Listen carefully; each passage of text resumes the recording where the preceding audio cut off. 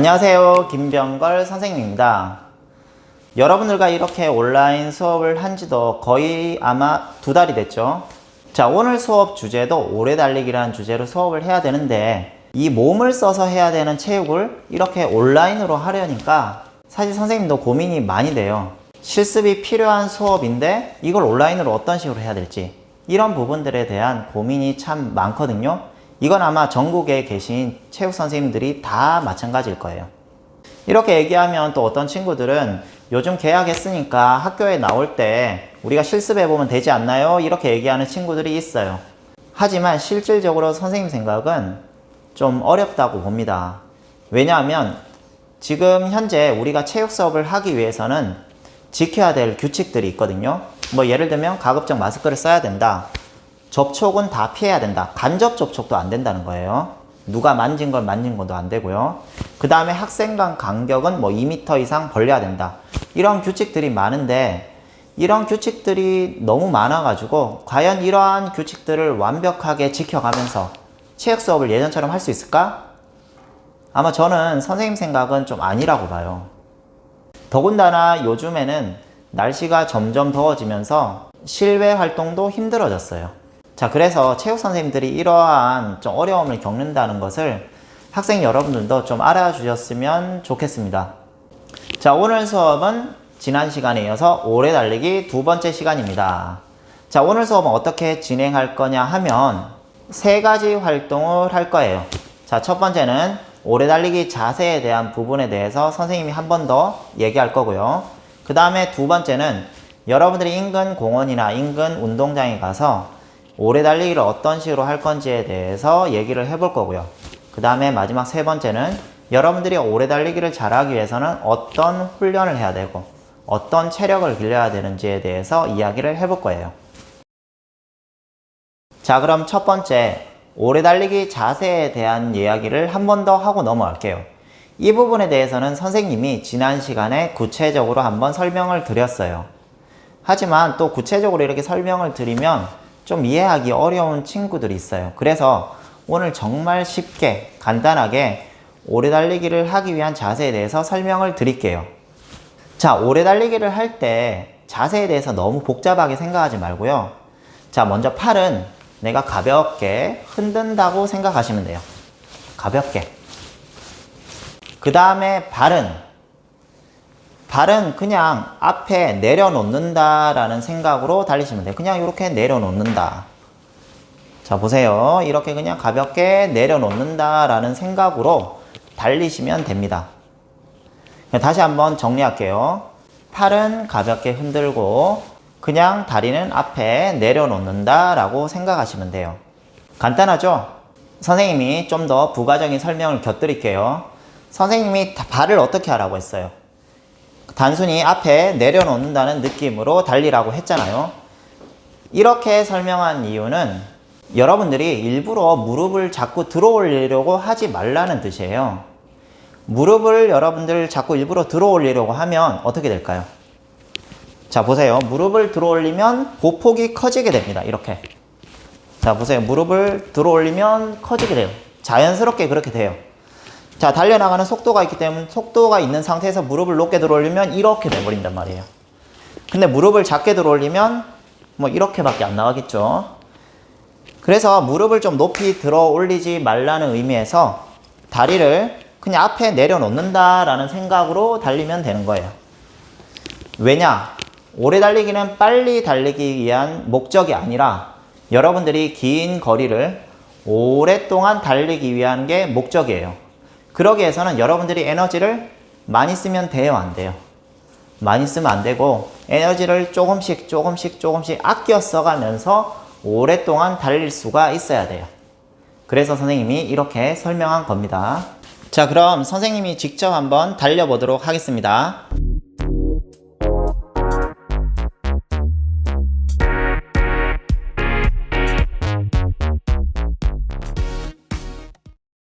자, 선생님이 한번 달려보았는데요. 잘 보셨나요?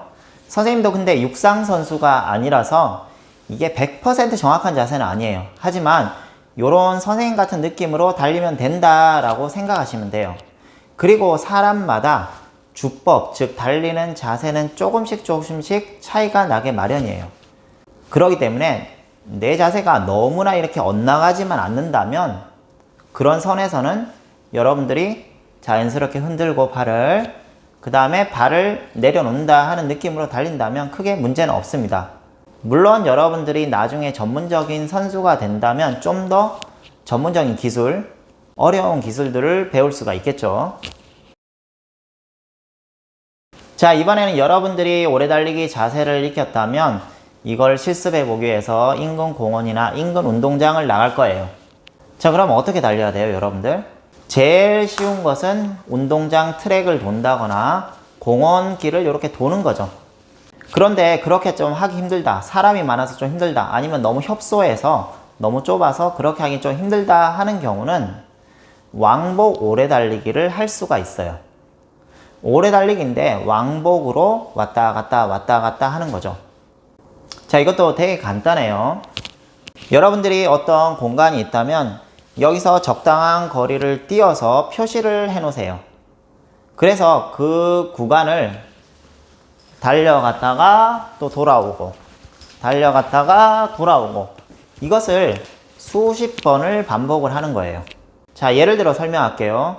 예를 들어 선생님은 왕복 오래 달리기를 10m 간격을 잡을 거예요. 그래, 10m 간격을 잡고 그것을 50번을 왔다 갔다 할 거예요. 그럼 몇 미터가 되죠? 자, 수학 시간 아니지만 그러면 500m가 나오게 되죠. 대략 운동장 한 3바퀴 정도가 나오게 돼요. 그럼 또 이런 친구들이 있죠.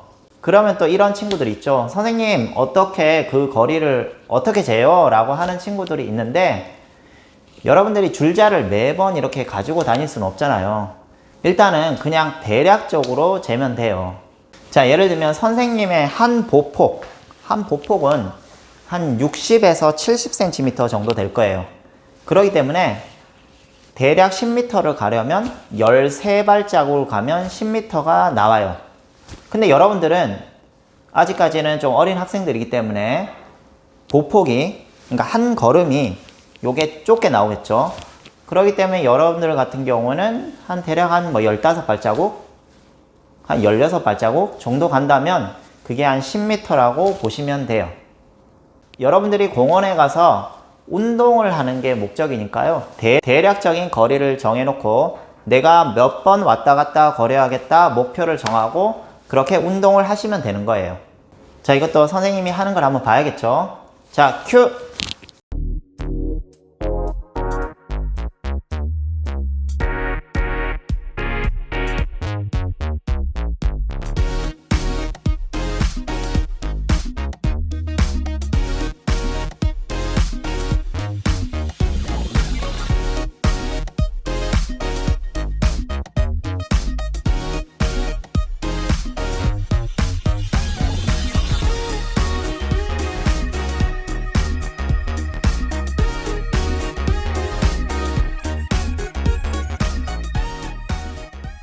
자, 여러분들 잘 보셨나요? 그런데 선생님이 아까 말을 안 한 부분이 있는데, 여러분들이 이렇게 간격을 정해놓고 달릴 때는 그냥 달리는 것보다 시간을 재가면서 달리면 더 좋아요. 왜일까요? 여러분들이 시간을 측정해 가면서 달리게 되면 여러분들이 객관적인 달리기 능력도 알 수 있고요. 그 다음에 시간을 재봄으로 인해서 내가 좀 더 기록을 당겨야지 라는 그런 마음가짐이 생긴단 말이에요. 그럼 동기유발이 되겠죠. 의욕도 생기고 도전의식이 생긴단 말이에요. 그런 점 때문에 그냥 달리는 것보다는 초시계나 시계를 가지고 가서 좀 초를 재가면서 달려봤으면 좋겠어요. 자, 이번에는 이제 마지막 부분입니다. 여러분들이 오래 달리기 자세에 대해서 알아봤고, 인근 공원이나 인근 운동장에서 한번 달려보라고 선생님이 제안을 했어요. 그렇다면 이 오래 달리기를 잘하기 위해서는 우리가 어떤 노력을 해야 할까요? 자, 오래 달리기는 우리 신체 기관 중에서 심장과 폐하고 연관이 있어요. 자, 심장이 어디 있죠? 심장은 우리 몸의 거의 가운데 있죠. 보통 왼쪽에 있다고 많이 아는데 사실 해부학적으로 보면 거의 가운데 있다고 보시면 돼요. 그 다음에 폐는 요 갈비뼈 안에 숨어 있고요. 즉, 심장과 폐의 능력, 심폐지구력이 좋아야지 여러분들이 오래 달리기를 잘할 수 있어요. 그럼 우리가 어떻게 하면 될까요? 심폐지구력을 키우는 운동을 평상시에 많이 해준다면 여러분들이 오래 달리기를 잘할 수 있어요. 자, 그럼 심폐지구력을 키울 수 있는 운동에는 뭐가 있을까요? 정말 다양하게 많은데요. 대표적인 것이 달리기와 걷기가 있죠. 달리기 걷기를 단순히 짧은 시간에 하는 게 아니라 오랜 시간 동안 이렇게 달리기와 걷기를 해주면 심장과 폐가 튼튼해져요. 그 외에도 등산을 하기 위해서는 오랜 시간 동안 산을 올라가야 되겠죠. 그래서 등산도 심폐지구력에 도움이 되고요. 여러분들 집에 많이 가지고 있는 줄넘기를 많이 해도 심폐지구력이 늘어나고요. 그 외에 계단 오르기 또는 뭐 자전거 타기, 이런 활동들을 여러분들 하면 심폐지구력이 좋아집니다. 그럼 심폐지구력이 좋아지면 여러분들의 오래 달리기 능력도 향상이 되겠죠. 자, 오늘 수업은 여기까지 하도록 하겠습니다. 수업 열심히 해주셔서 감사하고요. 체육은 어떻게 하는 거라고요? 눈으로 하는 게 아니라 귀로 하는 것도 아니고 직접 실습해 보시길 바랍니다. 자, 그러면 다음에 만날게요. 안녕.